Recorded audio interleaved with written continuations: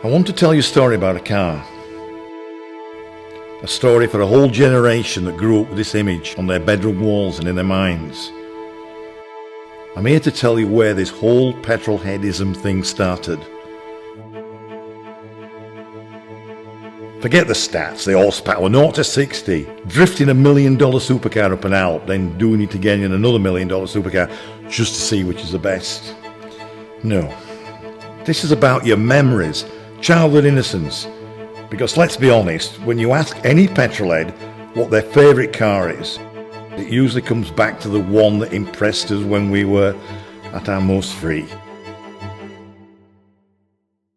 When our imagination has no boundaries, before the world slowly crept in on us and we developed into responsible adults. This is about the ultimate childhood dream car. The holy grail of poster cars. Ladies and gentlemen, I present you with the Lamborghini Countach.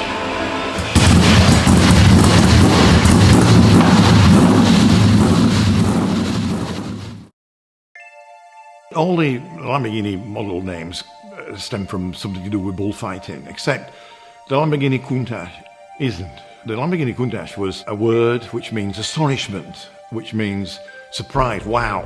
Those were the words of Mr. Bertoni when he first saw the prototype in the flesh. And he just looked at it, took his breath away, and he just said Countach. He went astonishment, wow. And the name just stuck.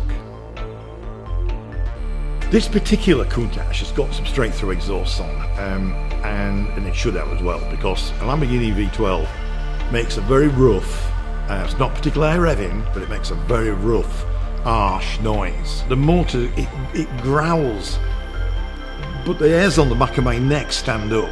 There's nothing quite like a Lamborghini V12 on full chat.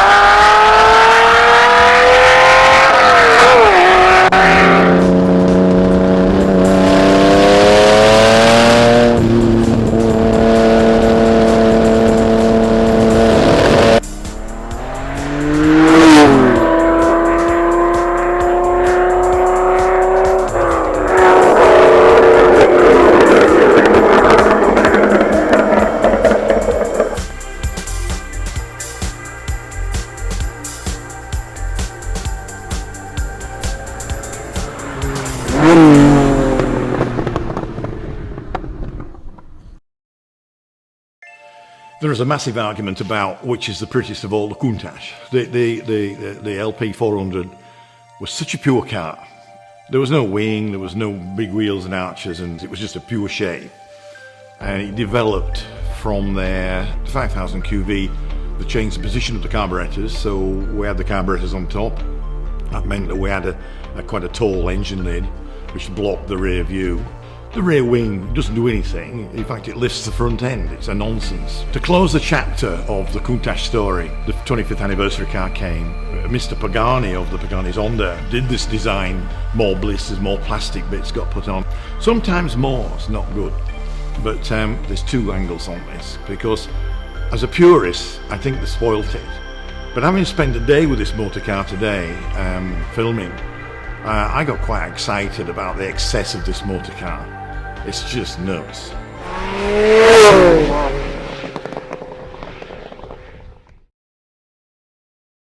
What they tried to do with the anniversary was to go out with the Countach with a bang and produce something that was going to be remembered for all time, really. I think the car is excessive in every way, but it's an excessive car anyway, and I think they got it dead right. This particular anniversary, well, this is the last right-hand drive anniversary ever. That's the one, the last one ever built, and it lives with me in my clinic. And just to prove that, there's a beautiful brass plaque on the inside of the glove box from Lamborghini, just confirming that that chassis number was in fact the last one.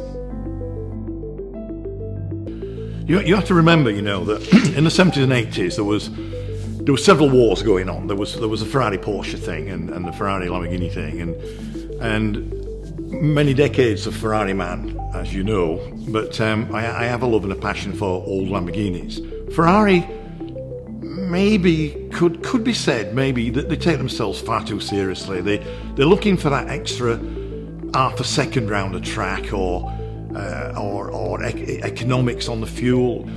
Lamborghini say sod that, and this is the sort of difference between Ferrari and Lamborghini.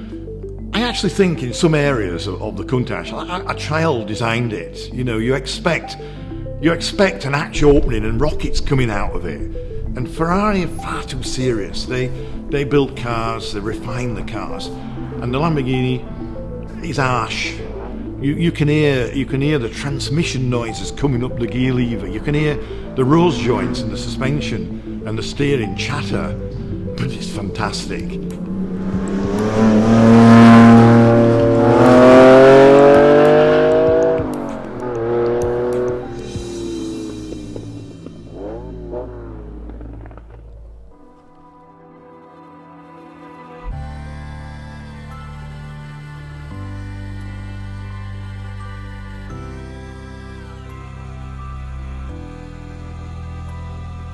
I have to think that maybe it's the all-time great poster car. It doesn't make it a good car. And actually, as we're growing up and we put our poster cars on our bedroom walls, you really shouldn't go and drive it, because it's not going to be as good as you think. If you had a poster of a beautiful model, a woman on your bedroom wall, and just by magic for your birthday you got to go out with this girl, the chances are you could end up being disappointed. It's a very good poster car. It doesn't make it the fastest car in the world or the fastest car around a racetrack.